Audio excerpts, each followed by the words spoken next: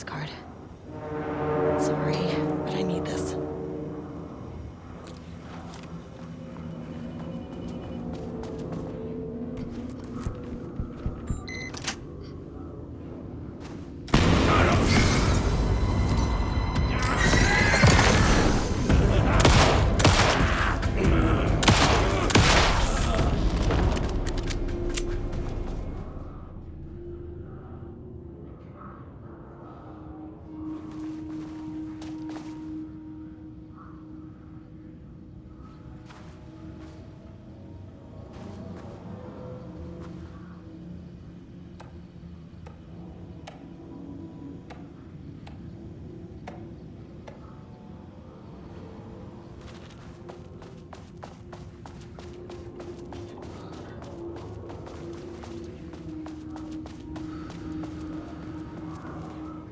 How many paintings did they have this guy make?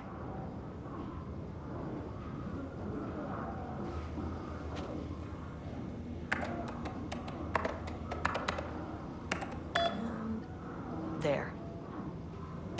Without HQ, more situations like this are gonna fall through the cracks.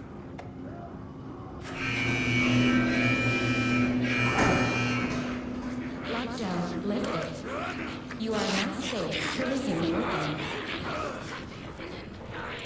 ESTEVEZ, come in. Facility. Sub-level 1. You copy? No, turn back. Area is extremely hostile. Fucking radios. I'm on floor 1. I'll need help.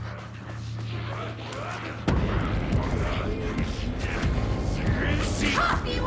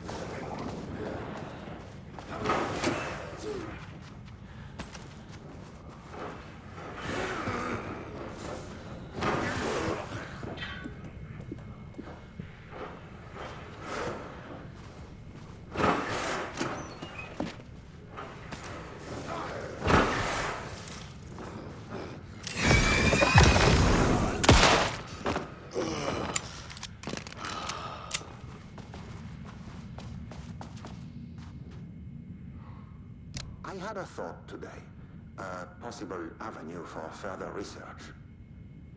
When we think of art successfully affecting reality, we always think of Alan Wake and his writing.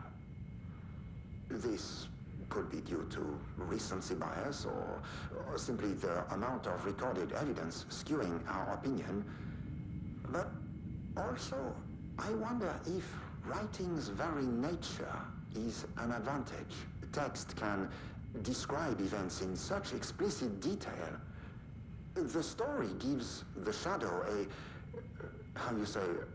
blueprint, a map of what to make real. But not all art is like this. Music, sculpture, dance, cuisine, in our case, a painting. When the source material is open to interpretation, how will the shadow choose to interpret it? I think Diana will find the question very interesting. Most likely, she already has an answer. That's why I love her.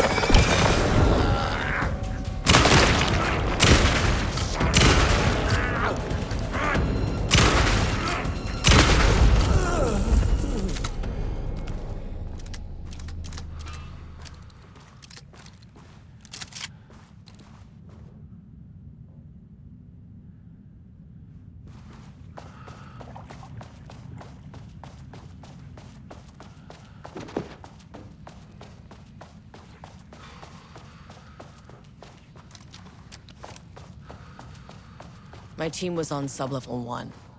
I knew they were in danger.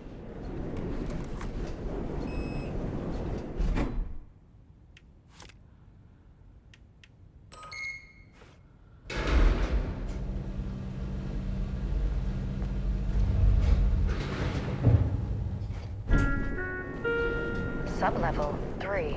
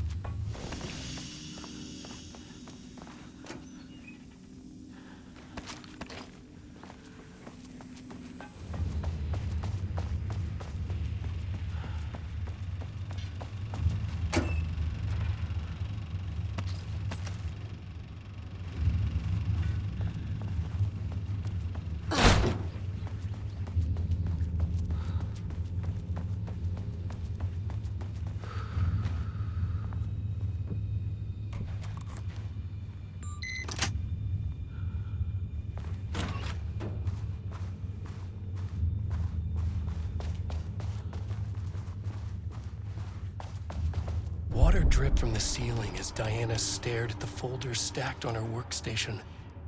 Each one was a branch of research. Drip. Some were thin, some thick. They represented years of her life, her work, dissecting the act of creation and examining the bloody pieces. Bringing in live subjects had been her idea. Drip. Bureau leadership denied their request. But after HQ went into lockdown, she took advantage of the chaos and got her artists. Jules had whined about the optics. Diana ignored him. Now in her office below the waterline of Cauldron Lake, she considered how to proceed. Jules was convinced the page they had found would come true. It promised disaster. A situation out of control. Impossible. Diana was always in control. Drip. Drip. She needed answers. She needed to quantify, to define, to control.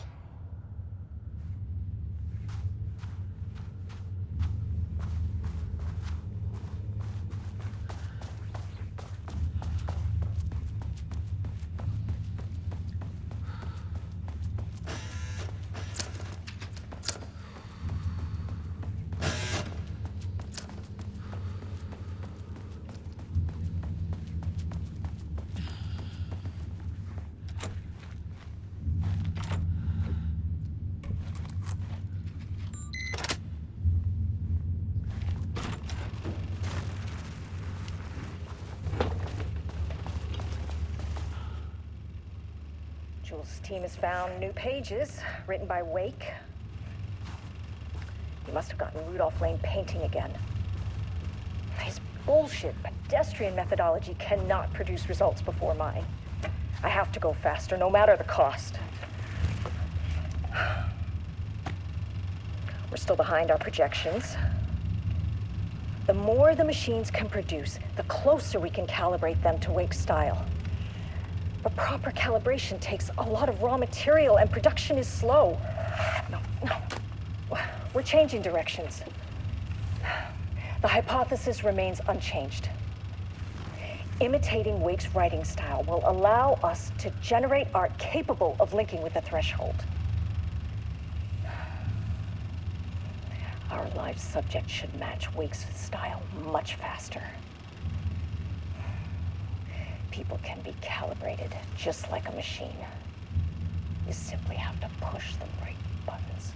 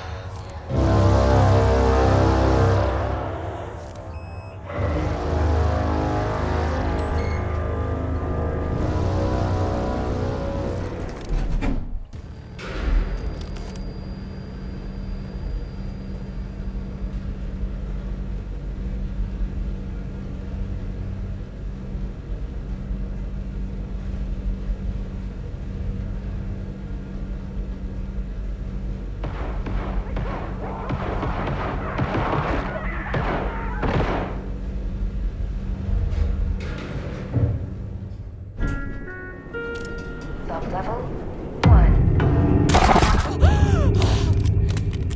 You fucking bastard! Jules Marmont killed my team. He was taken by the shadow. I'm sorry.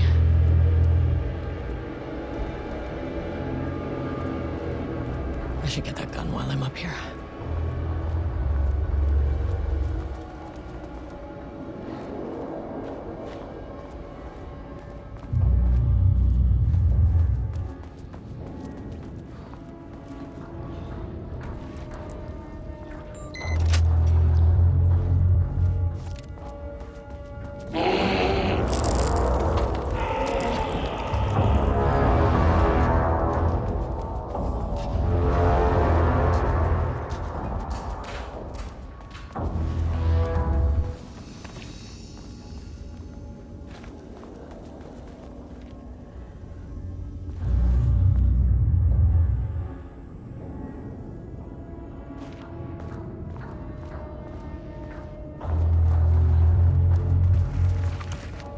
That name is not very scientific. I mean, who came up with that?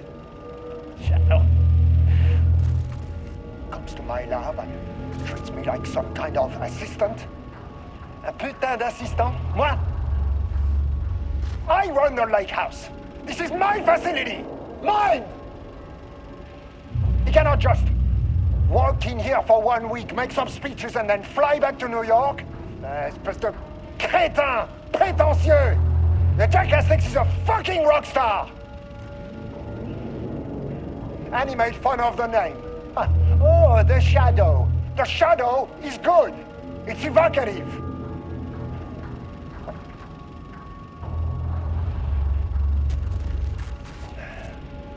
He's just a jealous, spoiled little child. And I will make it so everyone can see this. I will make it so no one even remembers his name. To ces imbéciles là, hein? They all think I am a pencil pusher. They think I do not have the mind for such work. Eh bien, ils verront. Ils verront! I will take what they think is possible. But I will break it.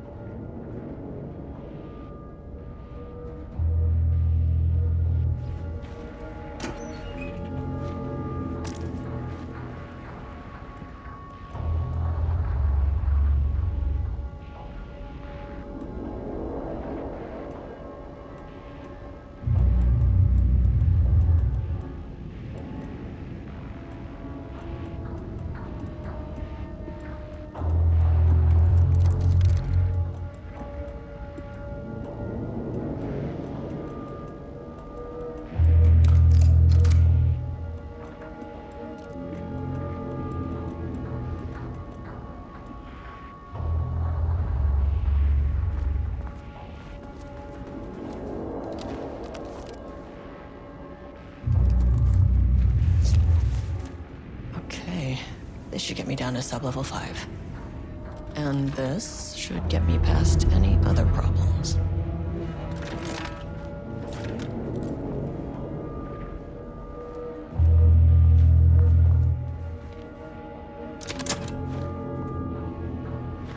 There was a crack in the lake house.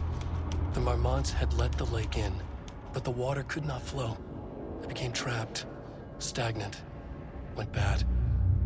The truth was controlled here. The art was not art, just content for the experiment. The contrived overlap rebounded on itself, compressing, compounding, reflecting and refracting. An urban legend and a murder in constant imbalance, cause and effect hopelessly entangled. Arranged wrong, the dream logic flawed. The feedback loop doubled and redoubled, out of control. The pressure kept building, looking for a release.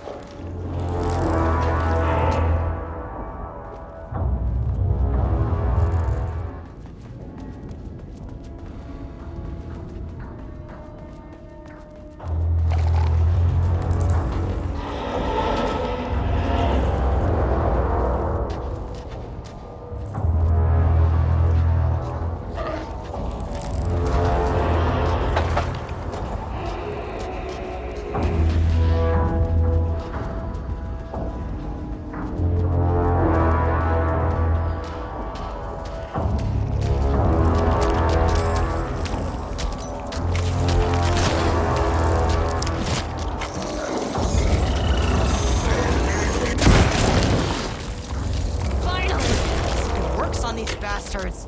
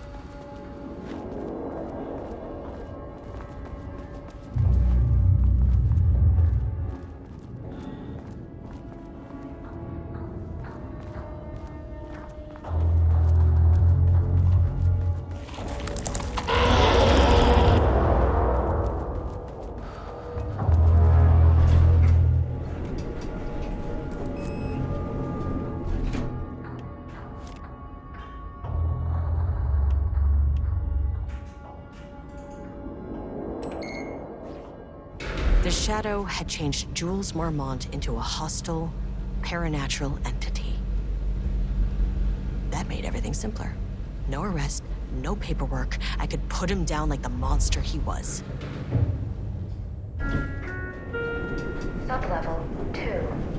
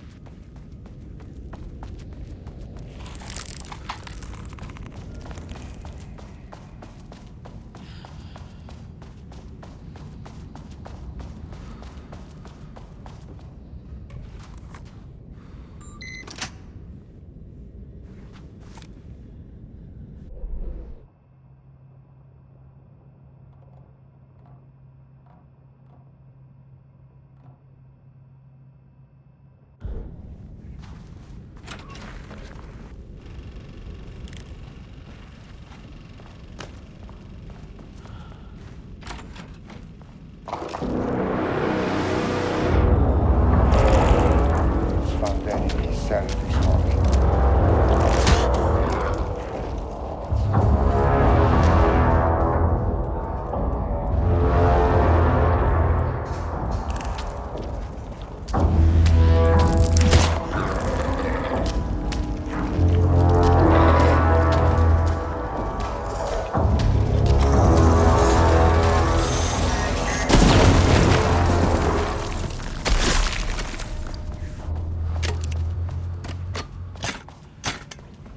he left us with a goodbye. A final piece of art.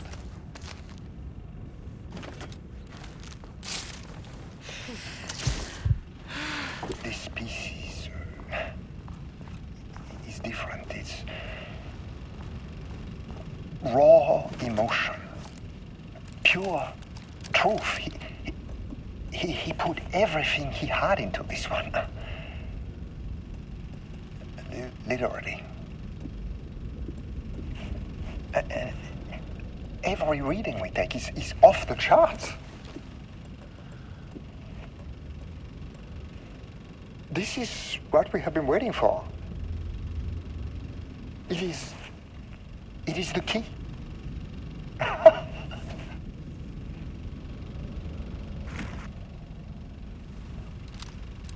I will achieve what no one has before me.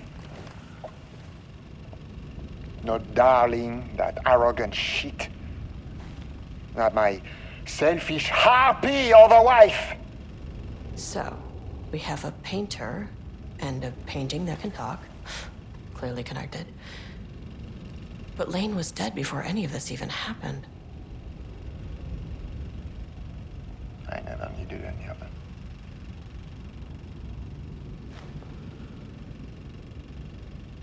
The fools will finally see me for the genius I am.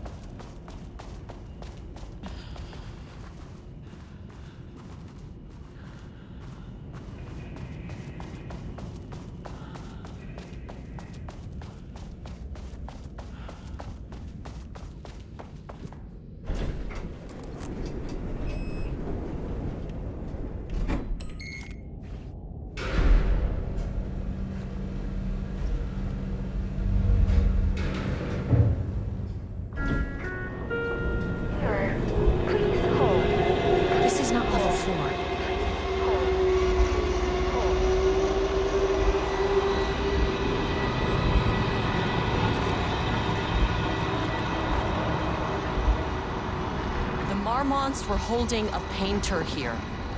Rudolph Lane. Does that ring a bell? The shape of a man! I think you are, or were, Rudolph Lane. Himself! A self-portrait! Make them see! Look, I might be able to help you. But I need information, cooperation. No push! Just insane!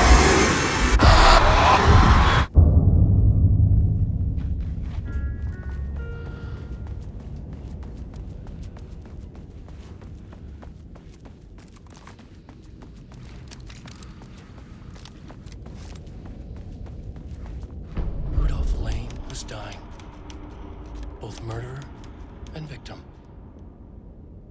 Red hues ran down his hands. Was it scarlet? Or cadmium? Too vivid to be maroon. Names don't matter, he decided. Color was pure. Inspiring. For the first time in years, he wanted to paint. A self-portrait. To say goodbye. No. To make them remember. To make them see what they did. He slapped his hands against the wall to steady himself. He began from there. No brush, just himself. The strokes were crude, violent. The pain, misery, and hate he'd endured there. The fire in his eyes and hands and bones all spread into the shape of a man. It was quick. Natural. Like a heart attack. He slumped down to the floor, smiling at the anger he left smeared across the wall.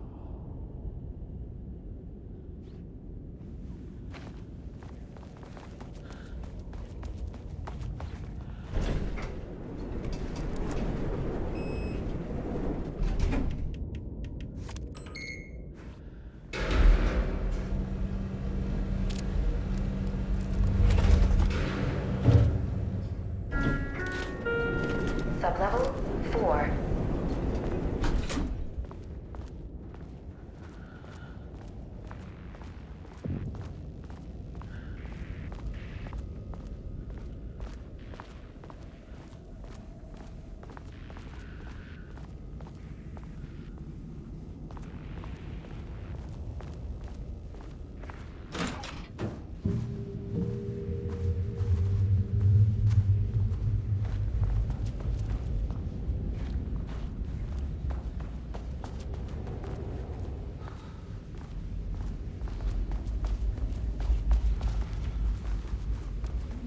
Ooh, nice office.